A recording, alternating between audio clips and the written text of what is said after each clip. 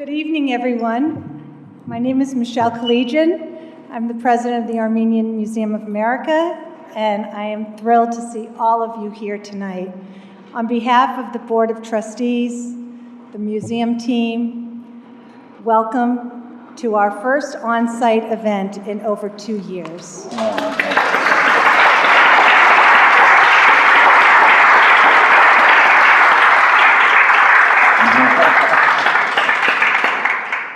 Honestly, I can't tell you what a happy moment this is for all of us. It's been a long time coming, and what better way to reopen our programming than with Chris Bohjalian and Steve Kurkjian.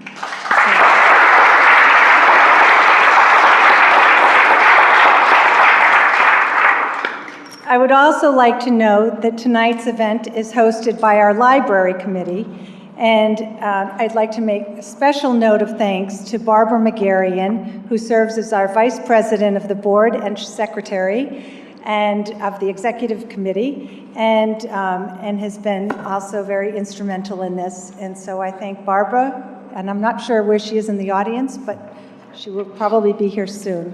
And speaking of libraries, it's interesting that when Chris first did his research here 10 years ago, or before, actually before the book was launched, he used our library and on the 4th floor. And a lot of people are not aware that we still have over 30,000 books in our collection. So I think it's important to note that for any of you who are going to compete with Chris and write your own books. But you know, it's really quite interesting that 10 years ago, actually July 25th will be 10 years that Chris was here to launch his book, Sandcastle Girls, and we had 250 people in the audience on a hot July night. And here we are 10 years later, first opening in over 10 years, and we have close to 200 people. So, Chris, I think we're going to give you all the credit for that. Thank you very much. And you know, the one thing I have to say about the Sandcastle Girls, which was based on the Armenian genocide, is that, you know, the visitors that we've had, whether they're Armenian or non-Armenian, have come to the museum because they've read about the Armenian Museum being mentioned in the book. So that continues to be quite popular and really a nice reference for us. So thank you for that too, Chris. And a few things I just wanted to mention. This is our 50th anniversary, and it seems to be a lingering 50 years because unfortunately during the pandemic we couldn't organize a celebration. So we've been celebrating in virtual ways and in other meaningful ways, such as growing our membership, and we've been very successful at that. And I'm proud to say we have quadrupled our membership in almost a year and a half. So that's really quite an accomplishment, and I want to say, and I don't want to make a sales pitch, but we have some exciting things coming up. We have a big exhibit opening on June 16th, one of the largest contemporary exhibits that will be coming from California. It'll be On the Edge, a vast collection of contemporary works that is on loan to us from Joan and Jack Quinn collection. It was just in Los Angeles, and it's coming to the Armenian Museum from November through November 30th. So the opening is on June 16th, and for those of you who are members, there'll be a special reception, and then of course it will be open to the public as well. So I just wanted to note that, and there are some very cool artists that I'll just mention. There's Jean-Michel Basquiat, Frank Gehry, Helmut Newton, Ed Ruscha, David Hockney, and Andy Warhol. And then we're going to also have an Armenian exhibit. Will be part of it in the back gallery. So it's going to be beautiful. The one thing I do want to say is it's taken about a year and a half for me to do this in person. And I am so happy to be able to finally introduce our executive director, Jason Sohikian. Jason.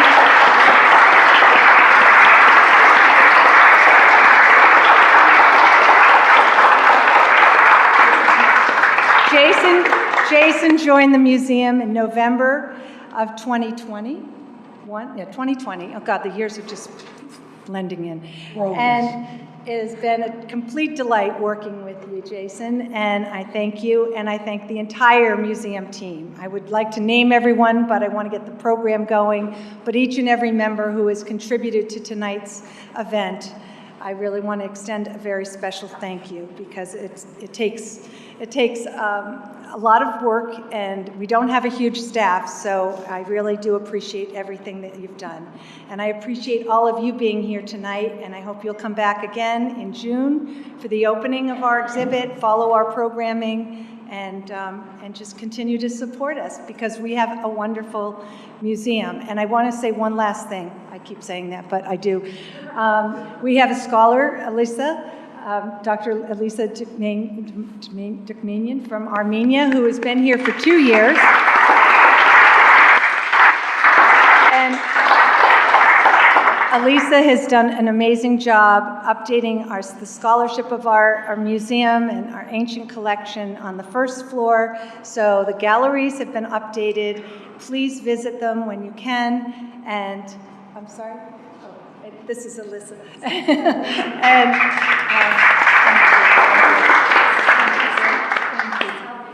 thank you. Yeah, thank you. Yes, yeah, we do have it is a gem, and so I want to thank you. I'll let Jason speak now, and then we'll get on with the program. Okay, thank you. Thank you, Stephen. Thank you, Michelle. Well, I want to welcome everyone, and my job is to introduce these two accomplished writers. But just one mention, I mean, when we were talking about what should we do to bring the museum back to in-person programming, I mean, one of the first things that Michelle suggested was to invite Chris Bohjalian to the museum again. So it's been, we're really proud of this event, and to welcome everyone back after a couple of years. So yeah, Chris doesn't need any introduction. I'll keep these very brief. But he's a best-selling author of 24 books. His work has been translated into 35 languages and become 3 movies, and The Flight Attendant is an HBO TV series. The new book, The Lioness, is already in development for a new TV series. It's gotten rave reviews from the New York Times, Boston Globe, LA Times, Publishers Weekly, Wall Street Journal, and the list goes on. The Boston Globe calls him one of our finest storytellers, and we're honored to host his only appearance in the greater Boston area. I think we could have had twice as many people here if the space would have allowed it. And then our other guest, Stephen Kurkjian, one of the most acclaimed investigative reporters in the country, a 40-year veteran of the Boston Globe. He's the paper's former Washington bureau chief and a founding member of its investigative spotlight team.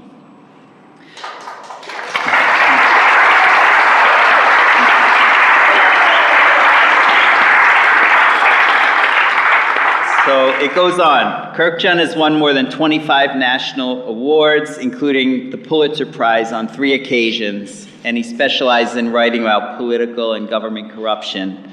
His 2015 book is of interest to us, Master Thieves, the Boston gangsters who pulled off the world's greatest art heist, is about the still unsolved heists in 1990 of 13 works of art from the Isabella Stewart Gardner Museum. All right, so without further ado. Thank you, Jason.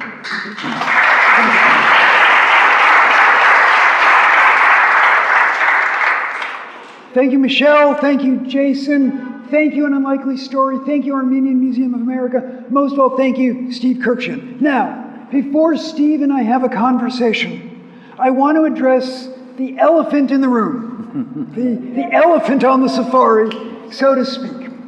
When many of you have heard me speak here, or An Unlikely Story, anywhere else in Boston, you are thinking, that's not Chris. My gosh, he's been on book tour a week and a half and already he has laryngitis. No, I do not have laryngitis.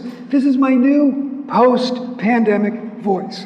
I got COVID in March of 2020, and this is a weird long-haul symptom. Do not, however, fret for me. I have a really good voice therapist in New York City. She is a former military special commando. Now, our evening begins. Oh, wait, sorry.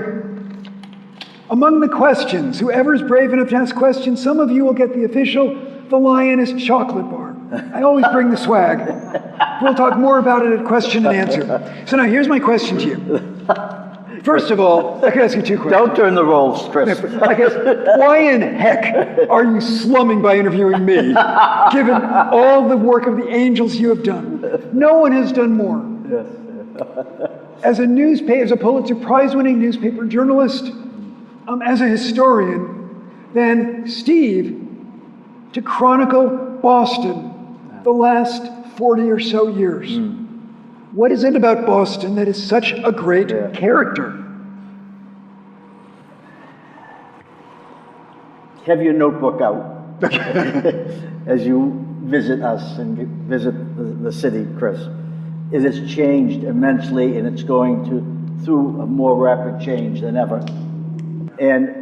But I remember the city before the illustrious Armenian Heritage Park was on our Champs-Élysées, our Greenway. It was one of the avenues the grocery stores used to get to the Haymarket, in the meat factory, the meat outlets that were then at Faneuil Hall. I took that. My uncles had a grocery store in Dorchester, where I grew up. I'm not a boy of these streets. I'm a boy of the Dorchester streets. So I've seen this change that's come over Boston, all for the better. But the one change that I haven't seen remains the appreciation of the immigrant experience that we, as Armenians, and who are here tonight, those of you who are here tonight, reflect. The opportunity that was given to us and our foremothers,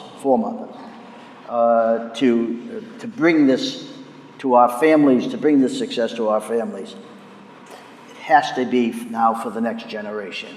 And we have to see beyond our success and our family's successes to realize there is now a whole new generation that is in need of our attention. So and I keep seeing it as I wander down through the city streets, down onto Winter Street, onto Summer, and then walking onto the Greenway to see our beautiful our gem. That it's a wonderful place, and I would ask those of you who haven't taken that walk to revisit the city, our city that we grew up in.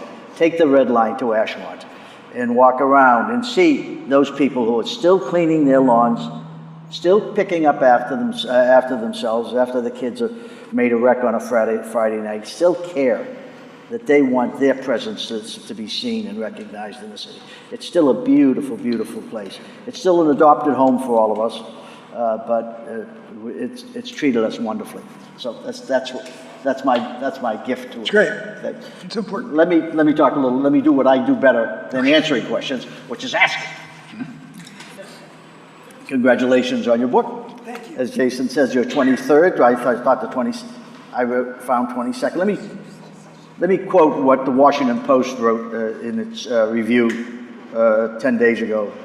In his writing, Bohjalian is anything but a kitten, which is a reference to a previous paragraph. Lesser writers could not tackle 10 narrators, which he features in each chapter, the complexities of racism in America, African politics, violence, both foreign and domestic, as an inside a New York apartment, and make the pieces fit seamlessly together.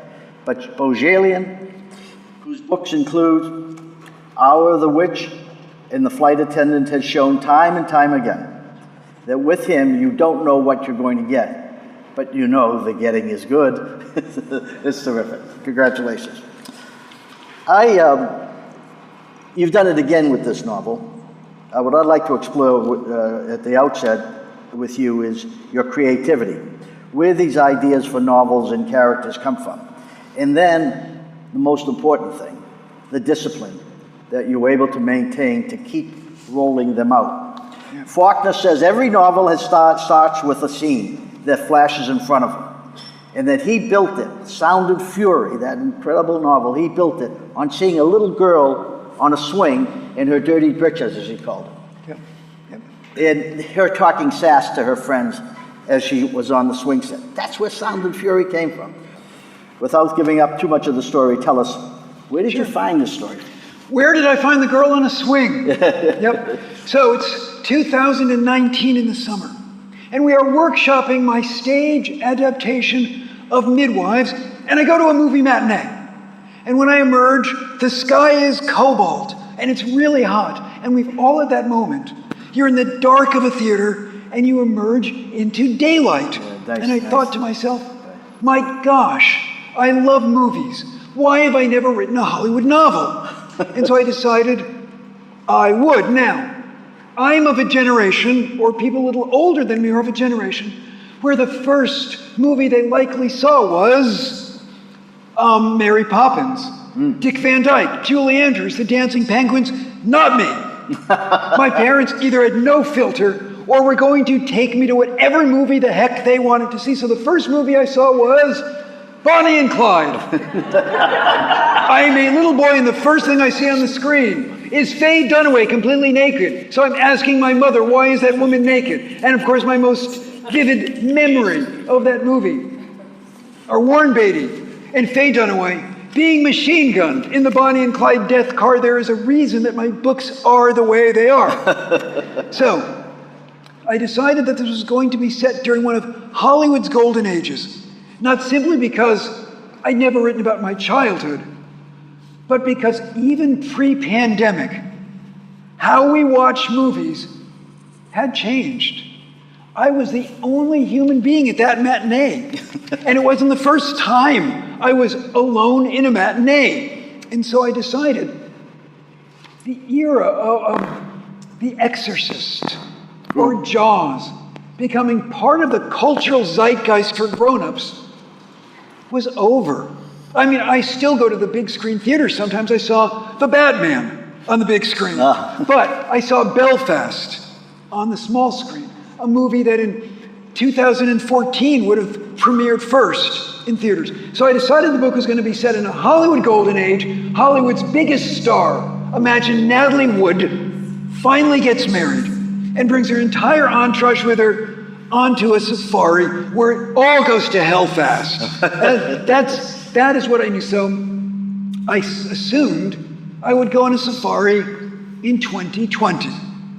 Because, safaris take time. But I was really lucky on two levels.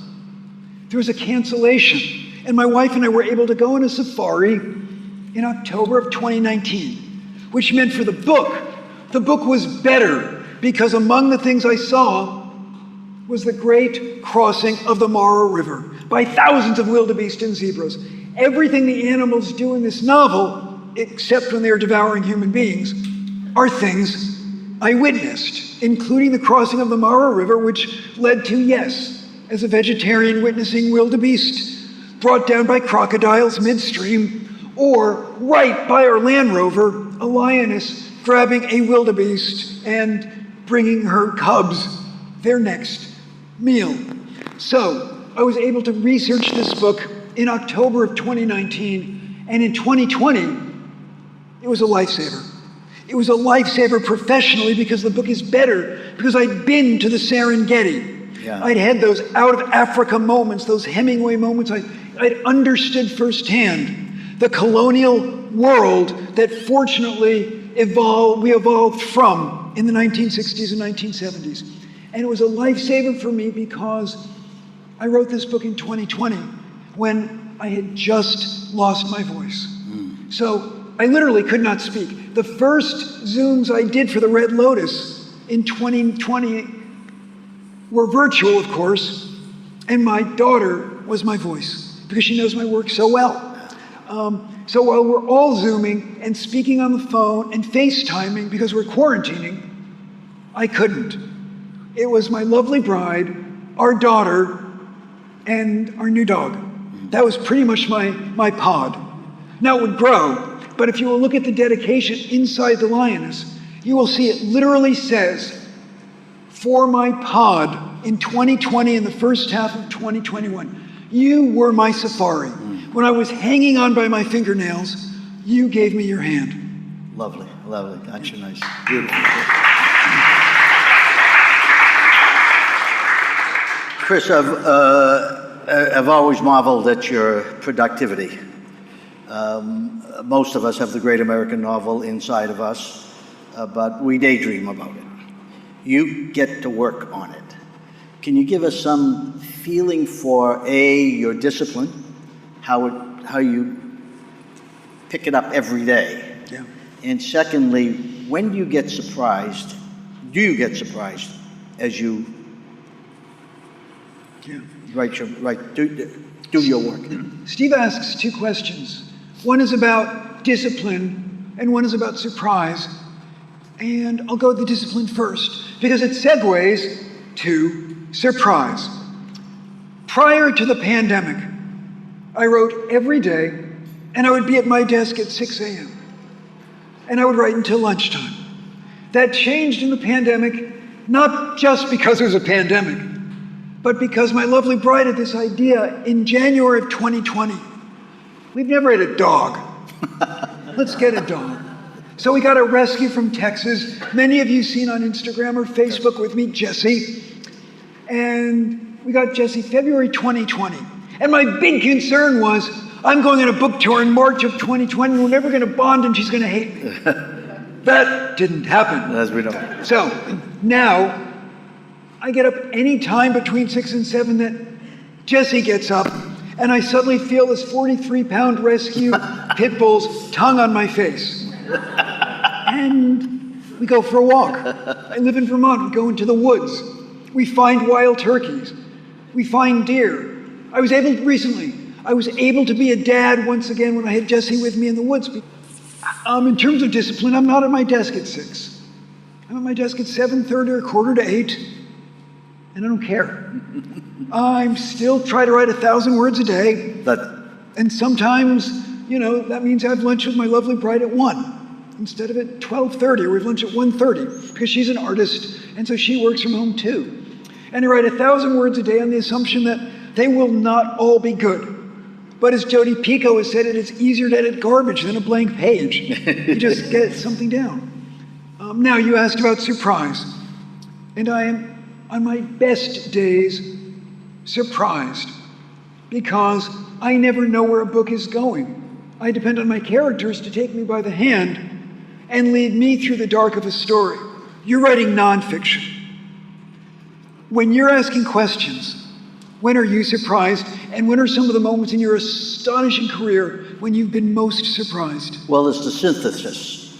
It's this piece of information, and I worked on stories that would take 3 months or 6 months to do reporting, and something that someone said to me back in my first week or third week of reporting are in those notes that I transcribed, and that makes that transition or makes the paragraph that I'm writing that much larger, because it provides perspective. And that's what we try to do, that this story that affects just this neighborhood or this person's family or this person is larger because it happened somewhere else, and it makes it that bigger, much bigger a story. Let me go back to your discipline. You said, so when you walk away from your 1,000 words that night, or at whatever time you finished, when does the poetry come in? Yeah. Hemingway appears a couple times in The Lioness, where one of the characters is convinced she's in a Hemingway short story, only to decide she's in the wrong Hemingway short story. But Hemingway had a lot of rules for writing that I like. Now, I mean, you and I probably shouldn't be taking advice from a writer who killed himself, in part because he had writer's block, and in part because he had a traumatic brain injury from not one but two plane crashes in the 1950s in East Africa on safari. But anyway, here are the rules that matter to me. 1, always begin by rewriting what you wrote the day before. Perfect. It works like a plane on a runway. You're gaining momentum, you're becoming reacquainted with the material, and suddenly you are airborne. Yeah. Secondly, and this gets to the magic, you're editing, because you're rewriting what you wrote the day before. And as Gabriel Garcia Marquez once said, the only reason writers publish is to stop rewriting. Now, I do write on a computer, but every 50 or so pages, I print out what I have, and then I edit by hand. And I use a fountain pen, because a fountain pen can be messy. So you are writing more slowly, thinking more slowly, and really finding the correct synonym. Claret, burgundy, cobalt, cerulean. And let me just, since we're on Hemingway, let me just remember one quote that came to me as I sat down and said in 2014, I really got to write this book on the Gardner case. Master Thieves, fantastic. Thank you. And we still haven't found the paintings. That remains. That eureka lies ahead. But Hemingway said in an interview with George Plimpton back in the 50s for Paris Review, said, I don't know why Plimpton had asked him, but he asked him a question, does working for a newspaper make you a better writer? And Hemingway sort of surprised by that, and he said, it can make you a better writer if you quit in time. And understand what he was telling me, and I found this quote the first day I started tapping away on my computer. The work that we do is important, and it's at times courageous, and it makes important changes in what we do, covering the news. But it's not the creativity that goes on in the mind as you're working it, pushing it ahead.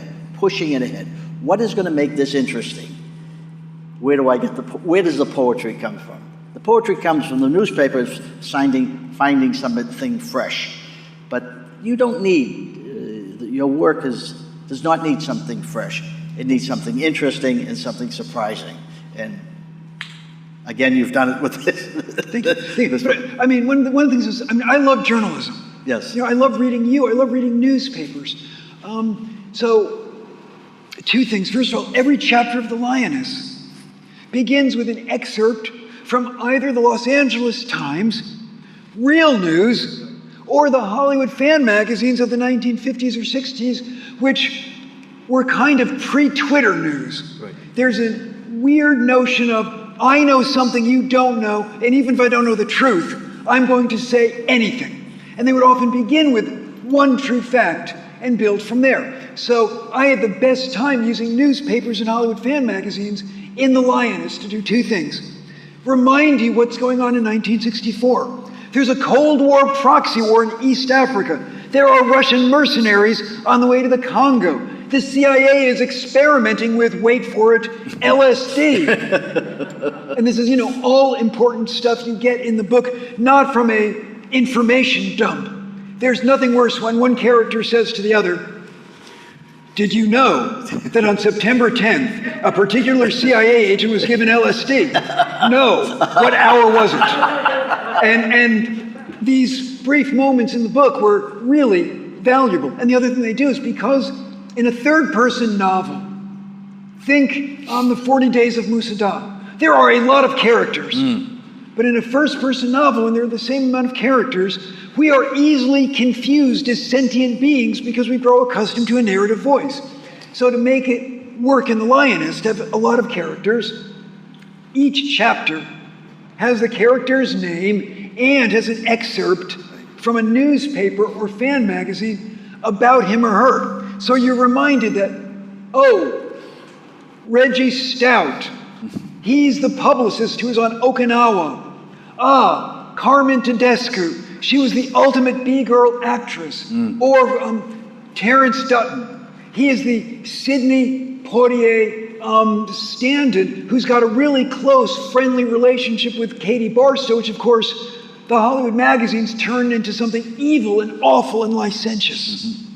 And I love those little segments because I can remember reading Photo Play or whatever it was back in the day. And at the end of each, it's so real because at the end of each paragraph there is a mention of a restaurant in Hollywood that the publicist wants to give a plug to keep the whole thing going. And Chris' eye has read it. Yes. Sees that and it captures it. Thank you. I did have fun with that. I mean, there are two characters in the book that are geography.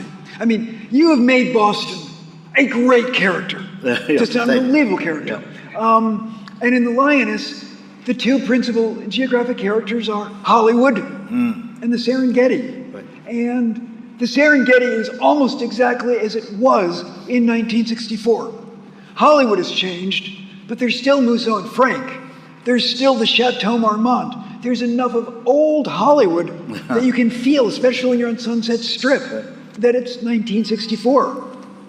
Chris, what was some of the best, give me the best part of writing The Lioness.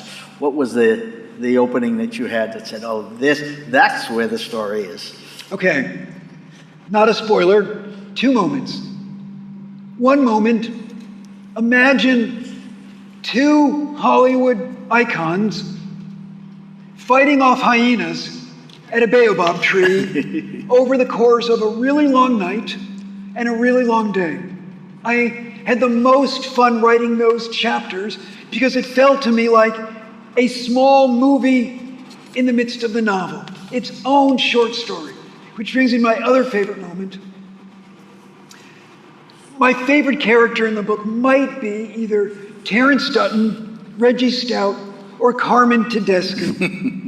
And Carmen Tedesco, at the beginning of the book, and it's not a spoiler, it happens early, is watching her husband, who has not exactly risen to the occasion, vomiting and weeping into the dust in fear.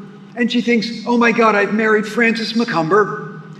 And then only later on in the book does she realize, no, I'm in a very different Ernest Hemingway short story, and this isn't going to end pretty. Tell me as I look back, I first got introduced to you by midwives. And is that back in the day? Huh? I was back in the day, I had hair.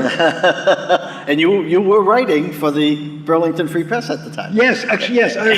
I wrote for the Burlington Free Press, which is a little bit smaller than the Boston Globe. Yeah. But I wrote for them for 30 years, 25 as a columnist. Yes. And I called you up and I said, tell me about your column. What are you writing about? Because I thought you're down in the... And he said, no, I'm more just interested in the neighborhoods or what's going on inside the houses. I'm not making drama out of these columns. Yeah, I never wanted to be perceived as a real journalist because I never felt like a real journalist. I never felt like, I could do what you could do. I wasn't as talented as you. I looked at the journalists on the Burlington Free Press, and I always wanted to make sure they understood. There was a Berlin Wall between what they did, making the world a better place, providing critical information, whether it's the sort of really important, huge spotlight stories you would write, or a really important article about the school board. Meanwhile, I was writing about my cats playing turd hockey. And it was important to me that my friends in the newsroom understood. I wrote about turd hockey. Let's never lose sight of it. And there are some great journalists in the house tonight. There's my great friend Pauline Katsoyan of the Armenian Weekly, who I have no idea how Pauline keeps her sanity and has kept her sanity as a journalist since September of 2020. But God bless you. You are doing the work of the angels, so thank you. And you've got a great team. I mean, the Armenian Weekly is such an important publication to everyone and to me personally, and it's one of the papers I still subscribe to, the paper edition, because I love on Saturdays reading it. Mm-hmm.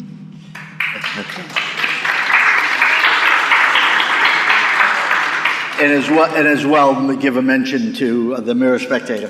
The Mirror Spectator. Wait, is the Armenian Mirror Spectator in Mass tonight? Someone was here for the Mirror Spectator. Thank you. How has your novels changed? How has how have you changed in writing your novels?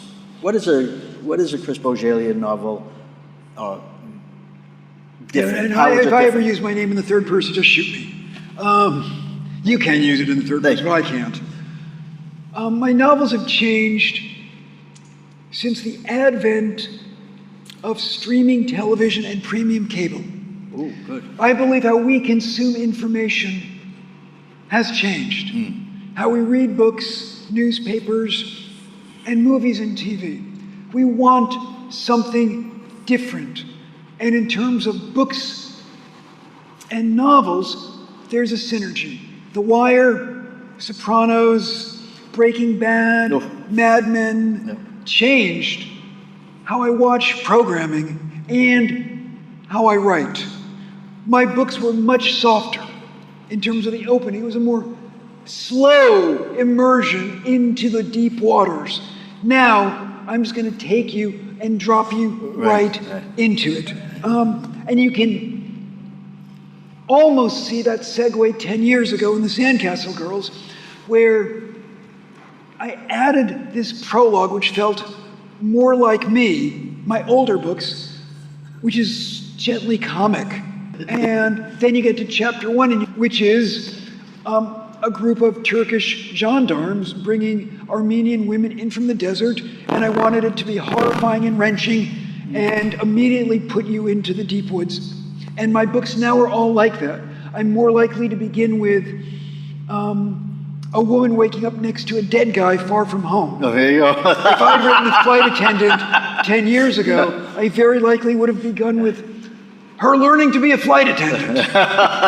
My sister, who was a flight attendant back in the day, says, Stephen, I never knew any women like her. What airline? What airline was she with? American. What airline was she with? American. American. Yeah, Okay. yeah. My aunt was a flight attendant with Pan Am. Yeah. We all thought she was a spy. Yeah. So what's next for you? Where are you? What's your next venture? What's my next venture? Well, I did have a book in its second draft, but it's going to change a lot because Putin invaded Ukraine and because cryptocurrency is kind of a mess. The book is called The Princess of Las Vegas, and it's about a very specific kind of Las Vegas tribute performer who gets involved with 2 Russian crime families made up of oligarchs who are laundering money through the first crypto casino on the Strip. Torn from the headlines. A little too much. So we're going to have to change that in a lot of ways. I just like the title. And, first I've got to admit, I feel humbled and guilty to be here talking about this book. I love this book. But unlike the Sandcastle Girls, you'll see one reference to William Saroyan, one reference to Dave Bagdasarian, one reference to Come On to My House as an Armenian folk song, and that's as good as it gets in terms of Armenian history. Well, Chris, let me just kick with this. I had pulled it up last night.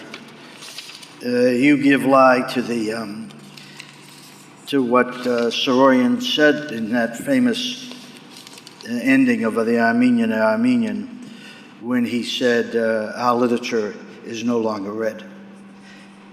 You've helped put us back on the block, on the reading list. Thank you very much. Well, so have you. Chris Bohjalian. Thank you. And I could give a shout out to so many fantastic Armenian journalists and Armenian novelists and Armenian poets who are doing the far better work and important work than me. Thank you very much. I'm going to open it up to questions from the audience. And the first question is the hardest for you and for me.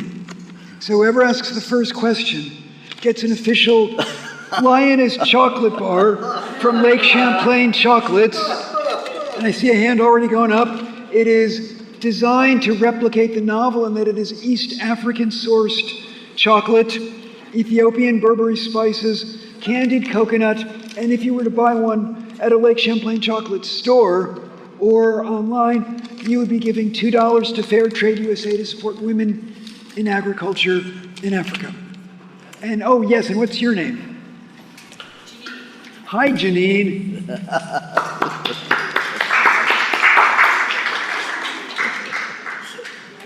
Please stand up, baby. Say hello. I'll ask a question.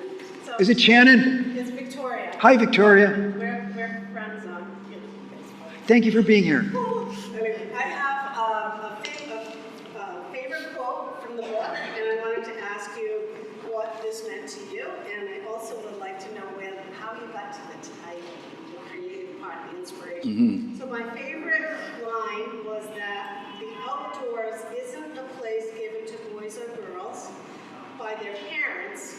Nature is a place you're borrowing from your kids. I'm going to wager that I got the idea from that line from Maasai folklore or Maasai passed down wisdom. The Maasai being a people that live in Tanzania in the Serengeti. And the title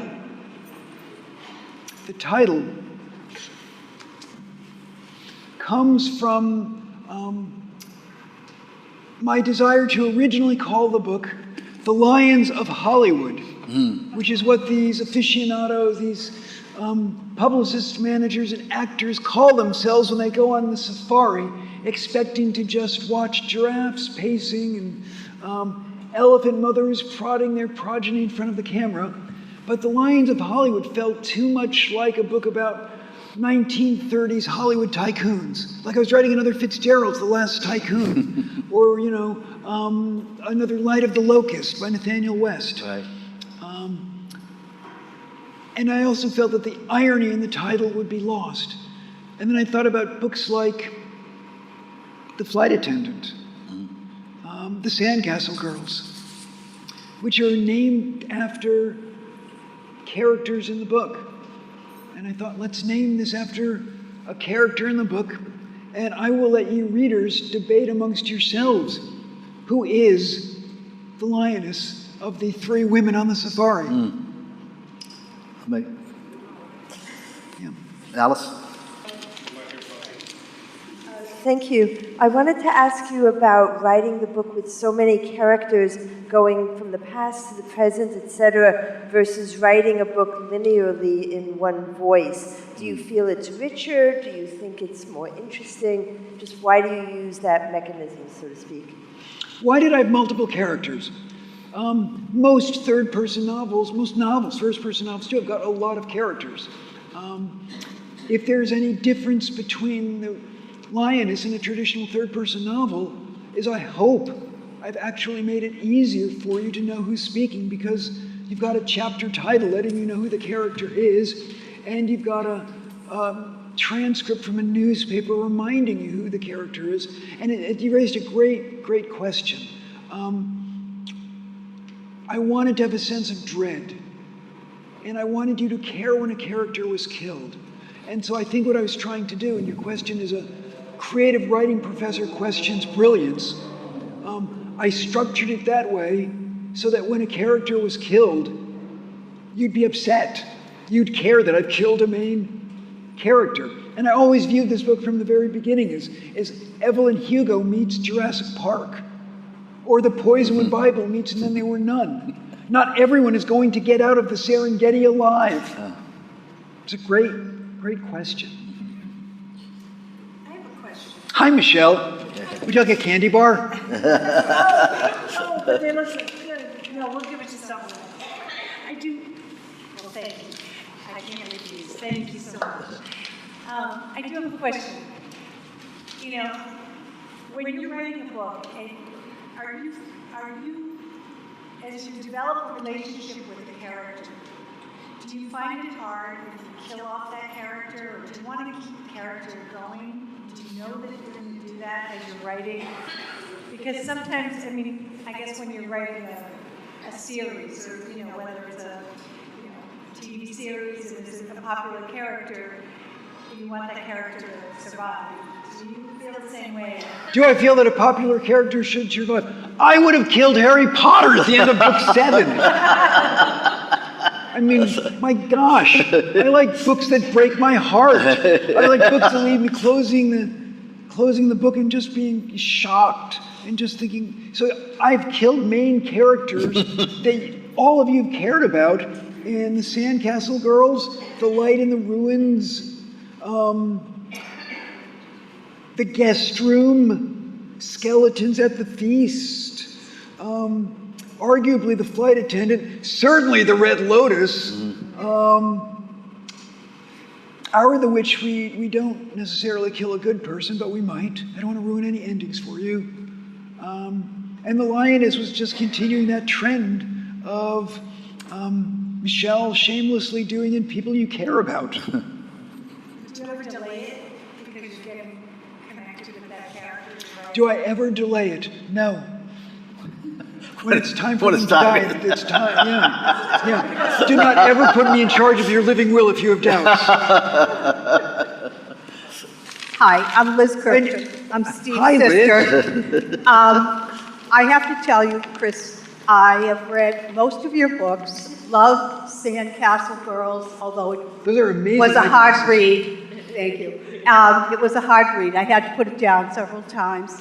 Loved The Flight Attendant. Loved Midwives. But my absolute favorite was Past the Bleachers, which I know you said you evolved from that, but I found that one of the most heartwarming, beautiful stories based on Little League, and which, always had a special. My brother was the youngest all-star ever in Little League. So I'll ask you, what is your favorite book you've written? I don't have a favorite book I've written, but I will tell you the most important book I will ever write is The Sandcastle Girls. Right. There's just no question about that, because all of us in the room know the stories. And a lot more people know the stories in 2022 than did in 2012, thanks in very, very large number. You measure to the Armenian Spectator, the Armenian Weekly, to my friend Steve, to the reality that so many of you have written about it and educated your friends. I mean, my gosh, Pauline and her friend Esther started the Rhode Island Genocide Education Project. But that book will always be so important to me because it educated so many people outside of the Armenian Museum of America community to what happened. I mean, to this day, I still have book groups asking me to join them, and in their request saying, none of us knew anything about the Armenian genocide until we read your book. And that's why that book was important for me to write. It was important to me to write for my grandparents. It was important to me to write for my father, for my sister, for my uncle, and as we learn more about the ancestral, biological legacy of trauma, the connection of trauma to DNA, it grows even more important to me that that book exists. But again, not for all of us in the room, because we know the stories. It's for all of those people in Joplin, Missouri, in Jacksonville, Florida, who, and I'll give you one example, have told me they once hitchhiked through Armenia on their way between Paris and Greece. And I had to explain to them, you are thinking of Albania.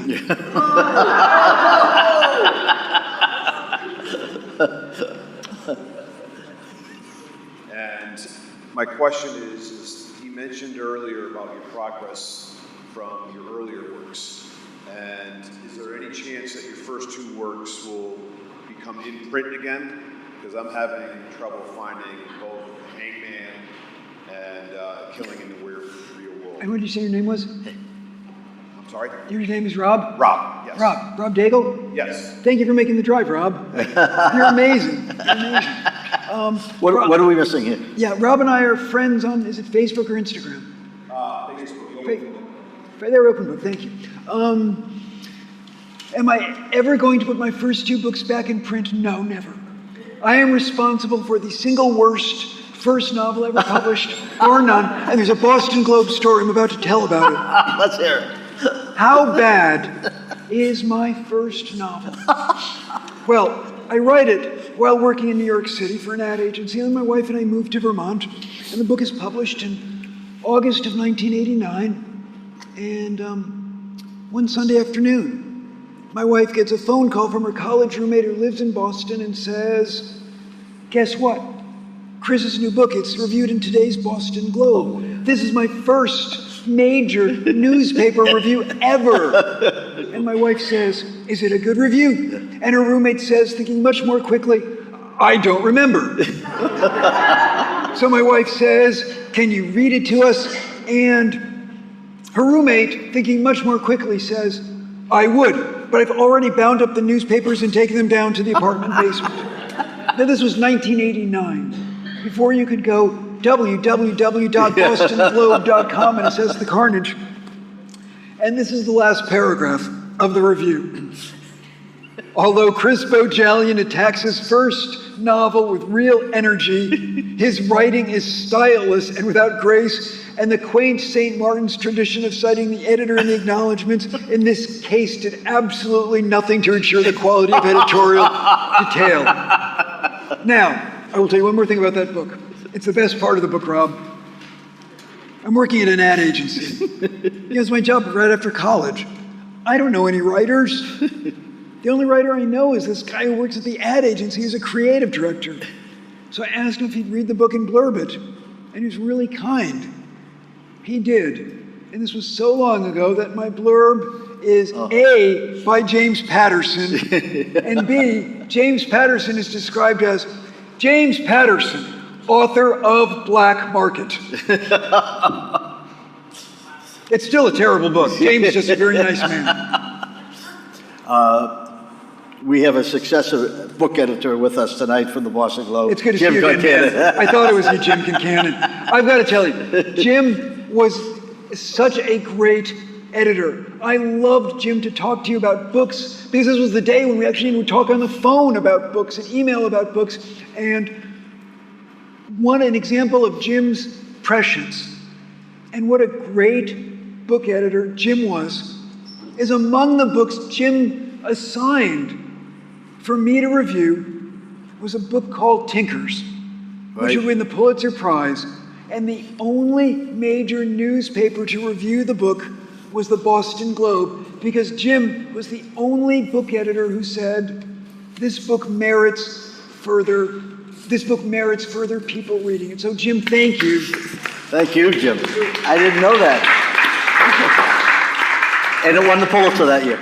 And please. I've got to give one last chocolate bar. Well, you got right there to your right, Chris. Who's amazing. Jason, you are the best. You are so good to me. I am so honored to be here, man. You're just the best. And first of all, I want to thank Steve. Read Master Thieves. It's to die for. I want to thank Jason so much for what he does every day with his staff. I mean, art, culture, eternity. I can't think of a better description for what they do and why this museum is such an absolute treasure. I want to thank Unlikely Story for driving all the way up here with so many books, and I'm happy to personalize books for all of you.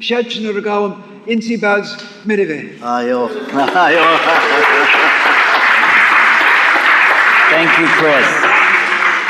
Just 2 quick announcements. This is the best time to become a member of the museum. We're going to have some of the top modern artists of the 20th century here on display in about a month, running from June through November. So I think everyone will want to come back and check it out after the opening on June 16th.